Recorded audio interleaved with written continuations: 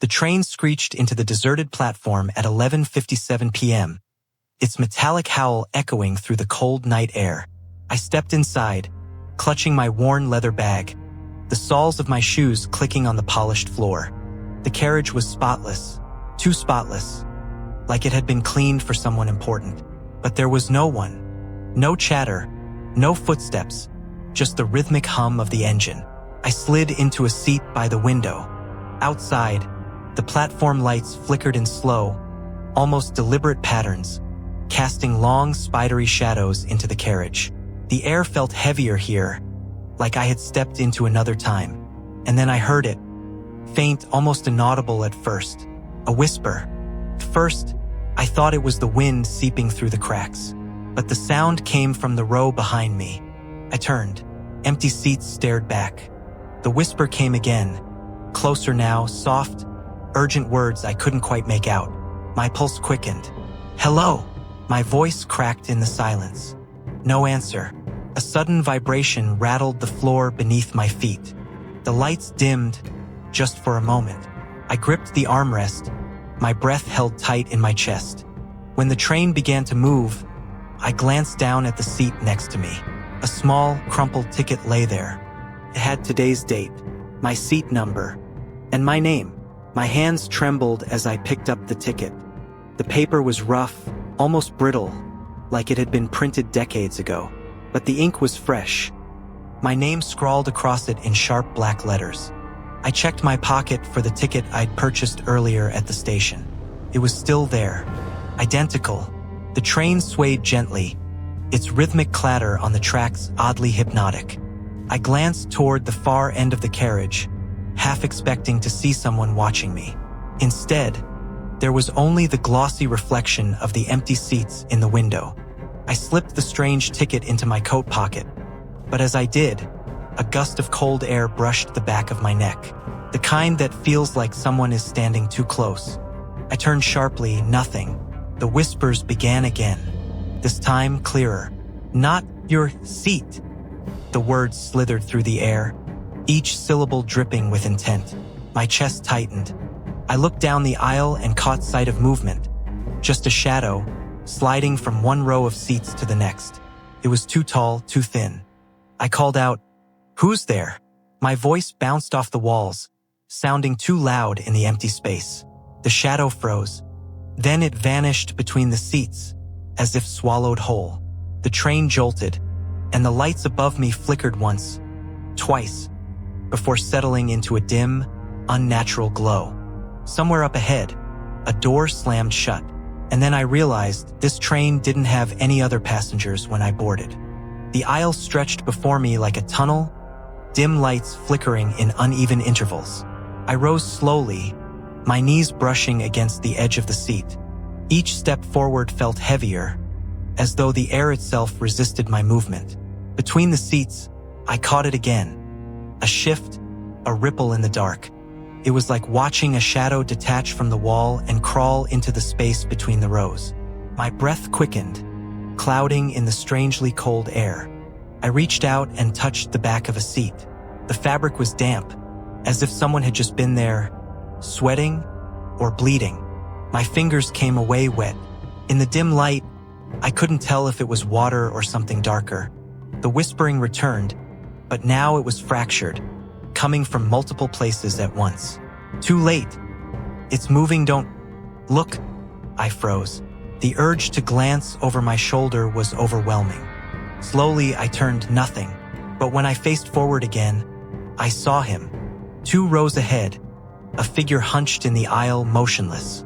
He was tall, unnaturally so, his head nearly grazing the overhead luggage rack. His skin looked stretched, almost translucent in the glow of the flickering bulbs. The train swayed hard to the right. I stumbled, grabbing the seat to steady myself. When I looked up again, the figure was gone. Only the faint echo of footsteps remained, moving deeper into the train. And then the PA system crackled to life with a voice I didn't recognize. "Next stop isn't for you." I followed the echo of the footsteps, each one pulling me deeper into the train.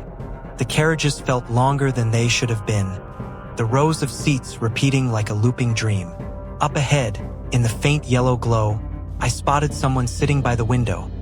A frail old man in a black coat and cap, his head bowed. Relief washed over me. Finally, another passenger. I approached slowly. "Sir, do you know what's going on here?" He didn't respond. His hands rested on a cane, knuckles pale and rigid. I stepped into the seat across from him. The train swayed, and the lights above flickered again. That's when I noticed the window beside him. It reflected me, but not him. My chest tightened. I glanced from the empty reflection to the man in front of me, who now raised his head. His eyes were milky white, clouded like old glass. His mouth curled into the faintest smile. "You shouldn't have boarded," he rasped, his voice like dry leaves scraping the ground. I opened my mouth to ask why, but he gripped my wrist with a strength that didn't match his frail frame. His skin was ice cold. Before I could pull away, the lights went out completely. For a heartbeat, the carriage was swallowed in black. When they flickered back on, the seat in front of me was empty. The only thing left was his cane, resting upright, balanced perfectly, though no one was there to hold it. I gripped the abandoned cane, its wood unnaturally cold, as though it had been left outside on a winter night. A faint hum filled the carriage, growing louder until it became the low groan of a sliding door. From the far end, a man stepped in, the conductor. His navy uniform was immaculate, the brass buttons gleaming under the dim light. But his face didn't match.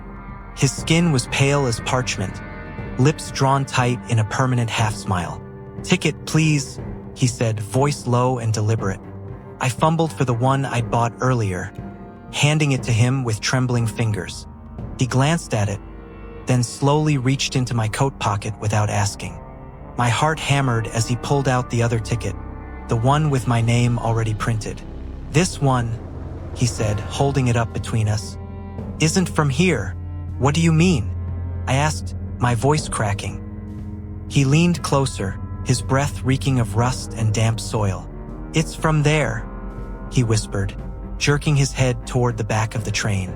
I turned to look, but the view was blocked by a closed carriage door with a small, frosted window. A shadow moved behind it, tall, distorted, and swaying with the motion of the train. When I turned back, the conductor was gone. No footsteps, no retreating figure, just the faint echo of his voice over the PA system. "Stay out of the last car, if you want to keep your face."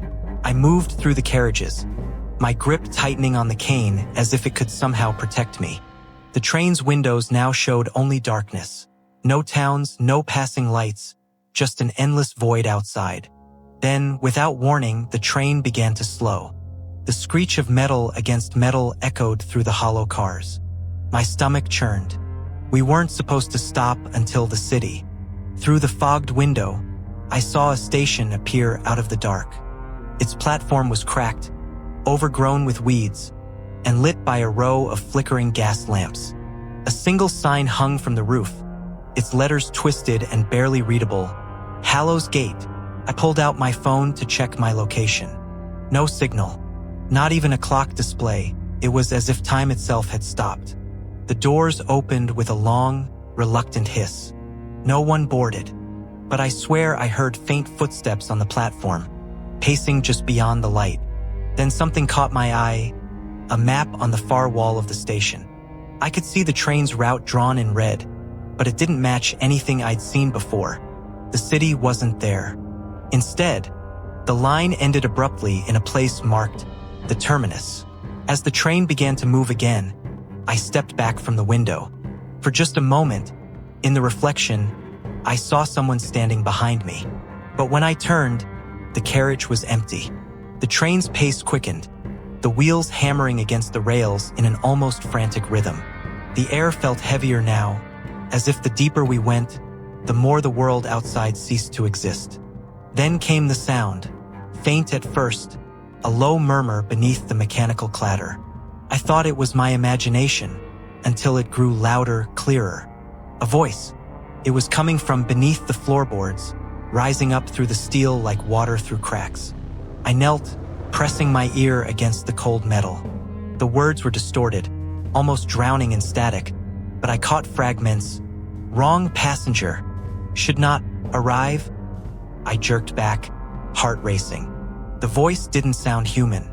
It was too deep, layered with a hollow echo that made my skin crawl. Suddenly, the floor shuddered, as if something massive was crawling along the underside of the carriage. The lights above flickered in time with the vibrations. I grabbed the edge of the seat for balance just as the PA system crackled to life. This time, the voice wasn't the conductor's. It was the same one from under the train, louder, sharper, and impossibly close. "Get off before it feeds." A loud metallic bang echoed from below, followed by a sickening scrape, like claws dragging along steel.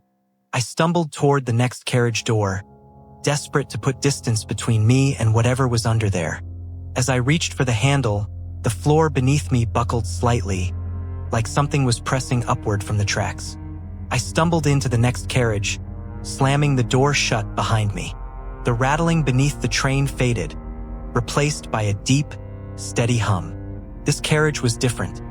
No rows of seats, just a long, narrow hallway lined with windows on both sides.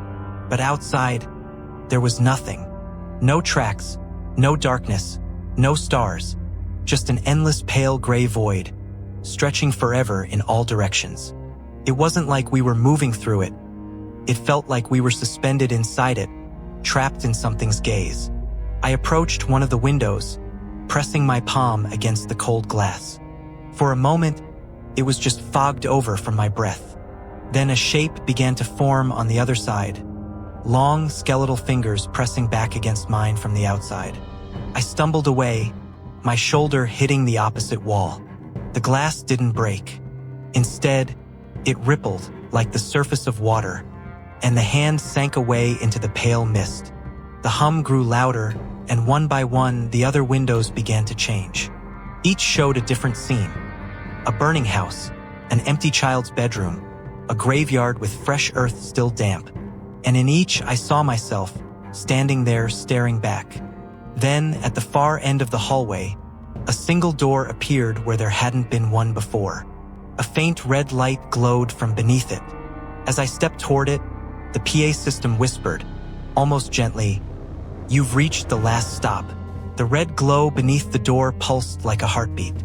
My fingers hesitated on the cold brass handle, but the silence pressing in from all sides left me no choice. Pulled it open. A blast of heat hit me, carrying with it the stench of burning metal and something fouler, like rotting flesh baked under the sun. The carriage beyond was unlike any I'd seen. The walls were lined with rows of brass clocks, each ticking at a different rhythm. Some spun forward, others backward, but none kept normal time. In the center of the carriage stood the conductor. His hat was gone, revealing a scalp crisscrossed with deep, dark veins. In his hands, he clutched the two tickets, my purchased one, and the other that should never have existed. "You've seen too much," he said, his voice flat, but his eyes burned with something primal. "This train doesn't stop. It only delivers." I took a step back, but the door behind me had vanished. The heat rose, distorting the air, and I noticed the floor between us had opened into a narrow gap. Beneath it, wheels turned endlessly, and in the shadows between the spokes, I saw faces, dozens, screaming silently as the machinery dragged them along. The conductor extended the second ticket toward me. "Yours was stamped the moment you stepped aboard. Destination's fixed now." I shook my head, backing away, but the walls began to close in, forcing me toward him. Somewhere deep in the machinery, something was climbing up. The thing rising from the gap wasn't shaped like anything human. It was too long, too many joints bending the wrong way. Its head, or what I thought was its head, turned toward me with a sound like snapping wires. The faces I'd seen in the wheels were still there, stretching across its slick, shifting surface, their mouths opening in silent screams. The conductor didn't move as it climbed higher, filling the space between us with its shadow. "It's here for you," he said calmly, almost kindly. It's always been here for you. I lunged sideways, trying to reach the wall, but the train groaned and the floor tilted, sending me sliding toward the gap. My hand caught the edge of a seat, only for the fabric to dissolve under my grip like wet paper. The creature leaned down, its many faces whispering in unison. You never boarded. You've always been here. I felt it then, not fear, but the cold, crushing weight of realization. Flashes hit me. The empty platform, the duplicate ticket, the stations that didn't exist. I hadn't taken a wrong train. I had taken my train. The conductor placed the strange ticket back into my pocket, tipped his hat, and stepped away. The thing's shadow swallowed me whole. When I opened my eyes, I was sitting alone in an empty carriage, the train gliding silently through a black void. My name was still on the ticket. The date had changed. It was for tomorrow. So tell me, when your train comes, will you board?